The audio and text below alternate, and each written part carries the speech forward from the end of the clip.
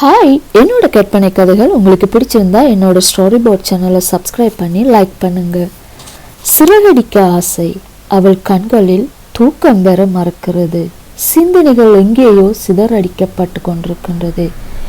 ஏன் எனக்கு மட்டும்தான் இப்படியா, இல்லை மற்றவர்களுக்கும் இப்படித்தானா என ஸ்ருதியின் மனம் கனகனத்து கொண்டிருந்தது.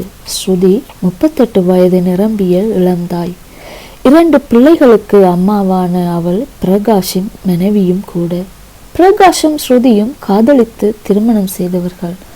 அவர்கள் திருமண வாழ்க்கை ஆரம்பத்தில் இனிமையாக தொடங்கினாலும் காலப்போக்கில் கொஞ்சம் கசக்கத்தான் தொடங்கியது.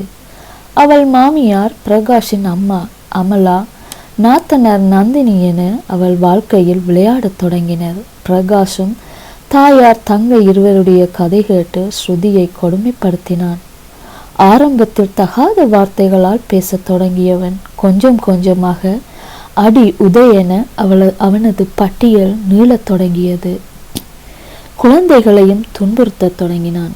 குழந்தைகளுக்கு முன்பு பெற்ற தாயையே கெட்டவள் எனும் அவப்பெயரை கொடுத்தான். அவளால் எல்லாவற்றையும் குழந்தைகளுக்காக பொறுத்து கொண்டாள். அவளும் ஒரு பெண்தானே, எத்தனை காலம்தான் பொறுத்து கொள்வாள்? அடக்குமுறையை காதலித்து கரம்பிடித்தவன் இன்று அவளுடைய உடம்பையும் மனதையும் காயப்படுத்துவான் என்று எதிர்பார்க்கவில்லை. மனதை திடப்படுத்தி கொண்டாள்.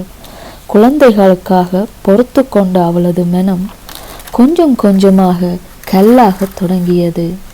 அவள் தனது வாழ்க்கையை மட்டும் யோசித்தாள். பிள்ளைகளுக்கு விளக்கம் கொடுத்தாள்.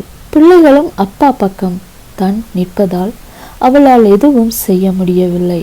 ஒரு நாள் அவளுக்கும் பிரகாஷுக்கும் நீண்ட வாக்குவாதம், அடிதடி என பிரச்சனை வலுப்பெற்றது. ஸ்ருதியை தாங்க முடியவில்லை.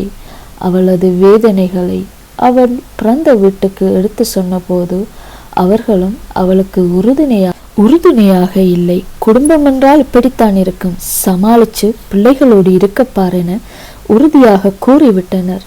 அவளுக்கு ஆதரவாக ஒருத்தர் கூட நிற்கவில்லை.